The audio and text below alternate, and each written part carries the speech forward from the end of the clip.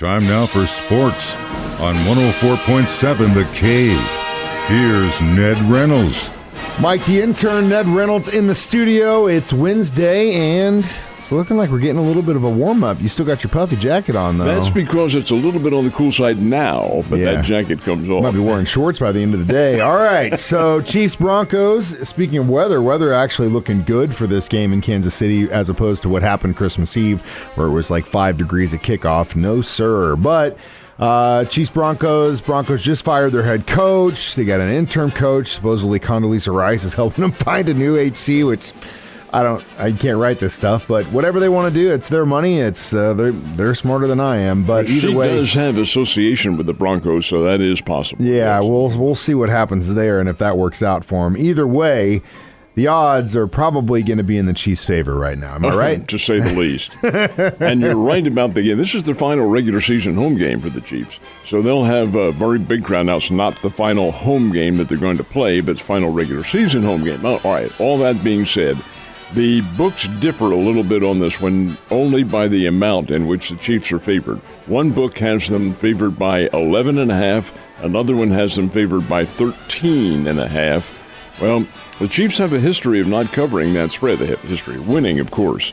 And the spread's only for us guys who like to place a few chocolate chips. So it is not significant as far as the games are concerned. But regardless of that, double-digit figures, the Chiefs should win this one. The over-under's 44, which I find to be surprisingly low. But by the same token, it depends on the nature of the game. Russell Wilson apparently will be in there. He'll be playing for the Broncos. New coach, interim coach, Jerry Rosburg, he takes over for Nathaniel Hackett, who got canned. Keep in mind now, the Broncos are under new ownership, and that new ownership is basically the Walmart Corporation. They said, well, 4-11? We're not used to 4-11. We're used to 80-0 or some magical figure like that. So out goes the coach. Rookie year, that's unprecedented. Well, I can't say unprecedented, but it's pretty rare. And new coach will come in sometime next year. It's already been a weird situation in Denver. All right, so a couple weeks ago, we were rooting for the Dolphins to beat the Bills. They almost pulled it off, but unfortunately, they did not. This weekend, the other game that we'll be rooting for, besides the Chiefs and the Broncos game, will be the Bengals against Cincinnati. What are the odds in that one, This is a massive game. It is the Monday night game, and a good selection for Monday night, although luck. This game is taking place in Cincinnati, down on the Ohio River. It will be a dandy game. The Buffalo Bills are a 1.5-point favorite. Folks, that's a pick. That's a pick-em game. And it probably will morph out that way. I think it'll be a terrific game. If Buffalo loses, well, that paves the way for Kansas City to get right in there and get the home field advantage throughout the playoffs, which they have had over the years. Now, if Buffalo wins and wins out next week, and the Chiefs win and win out next week, it ends in a tie, and the tie is in favor of the Bills because they did win earlier. Tie is also in favor, if it does end up this way, of the Bengals. So Kansas City really does need to concentrate on winning these games, and I think they will. Need to win out, no problems, and go Bengals. Oh, that was so hard for me to say. All right, very historic Liberty Bowl game tonight in Memphis, sir. It is late this afternoon, early this evening. It is a Liberty Bowl game that has, of course, an area matchup, area as far as we're concerned here. It's Arkansas versus Kansas. Now, it's Arkansas versus Kansas. That doesn't sound very familiar on football circles, and it isn't. 1906 is the last time they played in football. 1906. And, folks, that's a long, long time ago. That's, what, 110, 100, that's about 115, 116 years ago that they played. Football was a hell of a lot different from what it is now. And KU and Arkansas have not played. Now, they played basketball, but not on the football field. This is a very interesting Liberty Bowl football game. Arkansas is a very slight favorite going in. Kansas has had a magic year.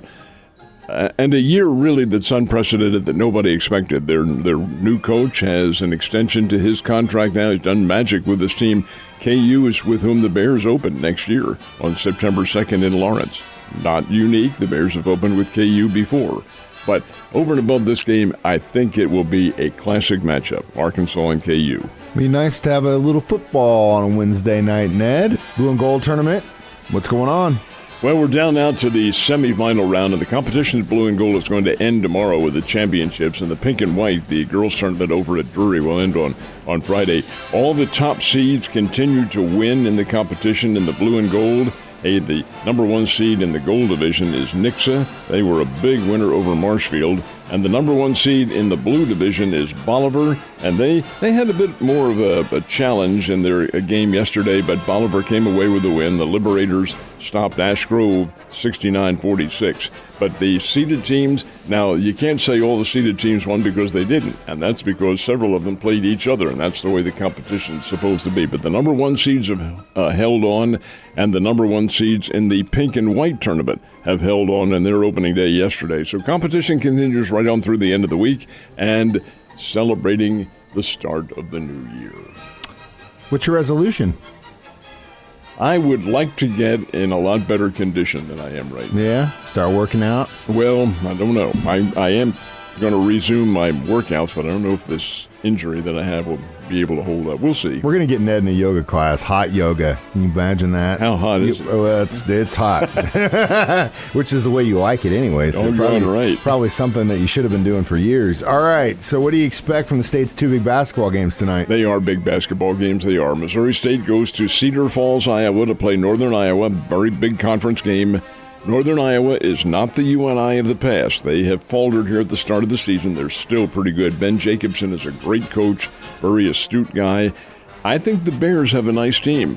And if the Bears have their shooting streak intact and they have the guys shooting from long range, and that's what they do very well, and their defense, ferocious man-to-man, face-to-face defense, if they have that working, I think the Bears get a win tonight in Cedar Falls. We will find out. It should be a very good game. The other big one has sold out up in Columbia. 16,000 fans on hand.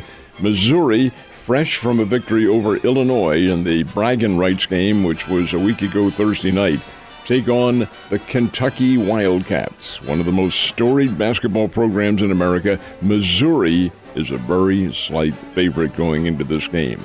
John Calipari's teams, historically over the past number of years, have been very young. He brings in a lot of top-notch 5 gold star recruits and people like this, and frequently they don't stay around more than 1 year. Has he been able to build a program out of that? You bet. But in recent years, Kentucky has not been a challenger for the national championship. Whether or not they are this year, Missouri's going to put them to the test and find out. This will be a very big game, Mizzou and Kentucky tonight. 64 years ago today, the NFL became the real thing, thanks to, well, in part, our patron saint in Kansas City, Lamar Hunt. Well, no, in a sense, yes, but this was a little bit before. He forced the hand, though. Well, what happened, this was a National Football League championship game, and it was a Sunday night, Yankee Stadium in New York, and there wasn't a whole lot going on sports-wise across America. It was the interim between Christmas and New Year's. But this was really what brought the National Football League into the mainstream of life. Game was on national television, NBC. It was the championship game, the Baltimore Colts and the New York Giants. It goes down in history as the greatest game ever played. That is because it probably had the greatest impact. It was the first overtime game ever. It was a tremendous struggle. I remember it very well. Johnny Unitas at quarterback for the Baltimore Colts, and Charlie Connerly, Chuck Connerly for the New York Giants. Back and forth they went. Game ended regulation 17-17. Crowds going wild. Big audience. NBC estimated the audience at 46 million people. This was huge back then, 46 million. That still is huge for that matter. So right as they're ready to start the overtime, now keep in mind there's no satellite, no nothing like that. They had what's called the coaxial cable, and it stretched across America. It was a series of huge wire cable systems, and all across the nation. Somewhere they had an outage. And the outage apparently was at Yankee Stadium. People couldn't see the game. They're phoning it. What's happened? It's fuzzy. We can't see, so forth. NBC said, oh my God, what are we going to do? So and this is a true story. This didn't happen. They had a young executive who was there on the field just as a representative of NBC. They said, hey, look, get out there on the field and create a disturbance. Pretend like you're drunk or something like this. This happened. So the announcers came back, well, we're a little delayed here in the overtime because a rowdy fan has gone on the field, and he's wandering around and he's a young guy, and trying to escape from the police and all that. And they finally saw from the sideline, hey, it's fixed. So allowed the police to catch him, explained to them what had happened, and that's how the game was not disrupted in terms of its telecast. And Baltimore went on to win this game 23-17. On their first possession, New York had possession first, didn't score. Baltimore came back. Unitas took the team very much like Tom Brady did, took them right downfield. And at third down, I think it was second or third down, and 2 to go from the 2-yard line, they gave it to Allen, the horse Amici. You don't remember him. Don Amici's nephew, great All-America from Wisconsin, plowed in for the touchdown. Game over. Crowd stormed the field. The NFL came to life. Everybody started identifying with it. And it all started with a guy trying to buy some time by pretending he was a Rowdy fan. What is crazier than that? Hopefully the cops didn't beat him up too bad. When the explanation was made, they said, oh, hey, get out. Get back. All right. Don't do it again. All right, Ned. You have a great day. I'll see you tomorrow.